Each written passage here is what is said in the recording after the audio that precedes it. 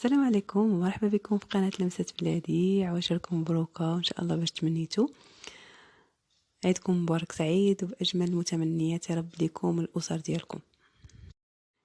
بمناسبة ديال القرب ديال العيد غنشارك معكم واحد الصابلي خطير خطير خطير جدا. صابلي بثلاثة المكونات، النكهة اللي بغيتو تصيبوها به تخدموه بطوابع بلا طوابع، كيجي ساهل وسريع وناجح 100%. الفورمه اللي درتوه ليه يعني ما كيديفورماش، ما كيتقلص، ما حتى حاجه. بثلاثه المكونات اللي سهله جدا ان شاء الله. غيكون بالنسبه لنا اليوم غيكون الزين اللي ساهل، وممكن تخدموا الصابلي ديالكم كيف ما بغيتو، بالرشمات اللي بغيتو وبالزواق اللي بغيتو او الزين اللي بغيتو. نبداو ان شاء الله على بركه الله. كيف قلنا في السابق عندنا ثلاثه المكونات فقط. عندنا رابعه ديال الزبده اللي ديال الحلويات. الزبده دائما قبل ما نخدموا بها نكونوا مخرجينها من الثلاجه باش هكذا طوعنا في الخدمه ديالنا.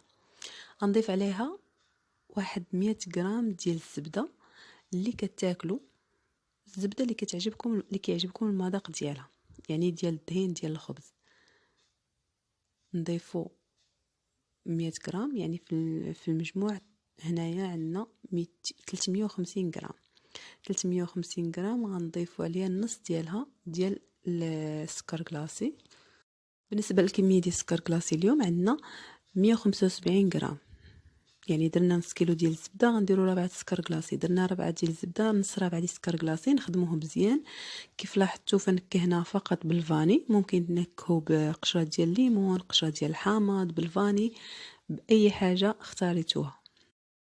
فالاساسي هو ثلاثه المكونات اللي قلنا: الزبده، سكر كلاصي او سكر ثقيل، مع الفورس بحسب الخليط.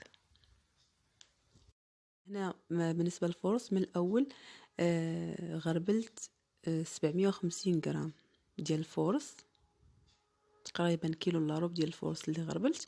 وغنبقى نضيف بشويه بشويه. انا كنجمع العجينه، ما غندلكهاش، غير تنجمع فيها عادي حتى تجمع ليا. بالنسبه لهاد اللحظه فخطوه مهمه جدا باش انه ينجح معكم الصابلي. خاص الصابلي العجينه ديالكم ما خصش يبقى فيها الزبده، ما خصهاش تبقى كتلصق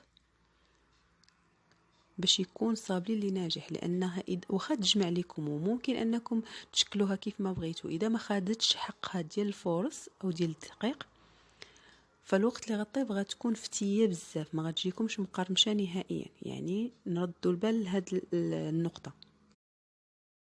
الا بغينا الصابلي ينجح معانا نوفيو في القياس ديال الفورس اللي غنضيفو. نبقاو نضيفو في الفرن. هنا راه واخا تجمعت العجينه وممكن انني نسرحها ونطبعها كيف بغيت، الا انها راه باقا كتلصق في ايديا وباقا كتلصق في السطح العامل اللي انا خدامه فيه. يعني غنبقى نضيف في الفورس وانا كنقلب على القوام اللي بغيت. تقريبا بالنسبه للفورس اللي استخدمت تقريبا 650 غرام ديال الفورس اللي احتاجيت. ما بقاش العجينه كتلصق في يدي كيف كتلاحظوا، وما بقاش كتلصق في القصريه، وما بقيتش كنحس في يدي بالزبده. نقسمها على كويرات وغنحطهم ونبدا نشكل فيهم كيف بغيت. نسرحها في الاول ونبدا نشكل في الحلوه كيف ما بغيت. اذا تبعتوا هاد المراحل فهاد ثلاثه المكونات غيخرجوا لكم واحد الصابلي اللي خطير جدا وناجح 100%. ما غنحتاجوا نضيفوا ليه حتى حاجه، ولو بدون منكهات غيجيكم رائع. من بعد ما شكلت الكريسات ديالي فكنبدا نسرح في العجينه. هنا غناخذ، ممكن انكم تاخذوا بلاستيك غذائي باش انكم تخدموا على الحلوه ديالكم. هنايا خديت غير الورق ديال الزبده اللي غنسرح فيه، ولا ورق الطهي ولا غنسرح فيه. ما غنحتاج نضيف الفورس بزاف. الا احتاجيت نضيف الفورس فغنضيفه الوقت اللي كنسرح. الا كنتو كتسرحوا فوق طابله او فوق الرخامه ديال الكوزينه ممكن انكم ترشوا بالفورس وتسرحوا العجينه ديالكم. هنا نصيحة تانية، القياس اللي بغيتو خدموا عليه، لان ما فيها لا خميره لا حتى حاجه. القياس اللي خدمتو عليه فهو اللي غتحصلوا عليه. خدمتوها بالسمك اللي رقيق غتحصلوا على صابلي اللي رقيق، خدمتوها بالسمك اللي غليظ فغتحصلوا على صابلي اللي غليظ الوقت اللي غطيب. هنا ما كاين لا طوابع لا حتى حاجه. غناخذ كاس بالقياس اللي بغيت، غنطبع دوائر، غندير 2 شكيلات دوائر لي سامبل، ووحدين اخرين غنخلي الدائره وغن ناخذ كاس اخر وغنحاول نرشمها من الوسط باش غتكون دائره وحده عامره والثانيه خاويه.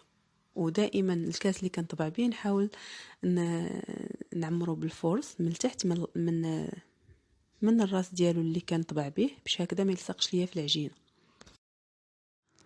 شكيلات اللي اختاريتهم ساهلين وسراع بالنسبه لهاد اليومين اللي تبقاو العيد. ممكن انكم تخدموهم ساعه يوجد لكم الصابلي ديالكم.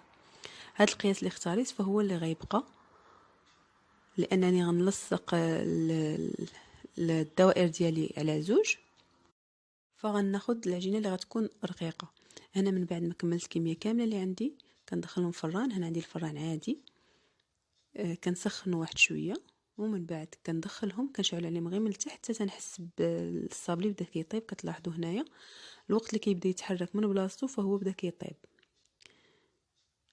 كيف كتعرفوا ما يمكنش احنا نحمروا الصابلي بزاف، واخا دوك الجوانب اللي كيكونوا في الفران، دوك الحليوات اللي تيكونوا في الجوانب فهما كيتحمروا اكثر من اللي كيكونوا في الوسط. ولكن نردوا البال اللي طابت نحيدوها واللي وصلت للقياس اللي بغينا كياخذ غير داك اللون اللي برتقالي كيف كتلاحظوا، وكنحيدوهم من الفران. هنا كيف كتلاحظوا نهائيا ما كيتكسر لينا ما حتى حاجه. من بعد ما طاب الصابلي اول حاجه غنديروا باش غنلصقوا التعليكه ديال الصابلي. هنا عندي نص كاس ديال العسل اللي متوفر عندكم مع 7 الحبات ديال الشكلاط الابيض، كيجي بحال القوام ديال النسلي، يعني بلا ما نغليو على ريوسنا ولا شي حاجه، بحال القوام ديال النسلي بالضبط. الكاوكاو اللي مهرمش، كاوكاو محمر ومهرمش، كنعمر الدائره مزيان بهذاك التعليكه ديال العسل، وكان نديرها في الكاوكاو ومن بعد غنهزها.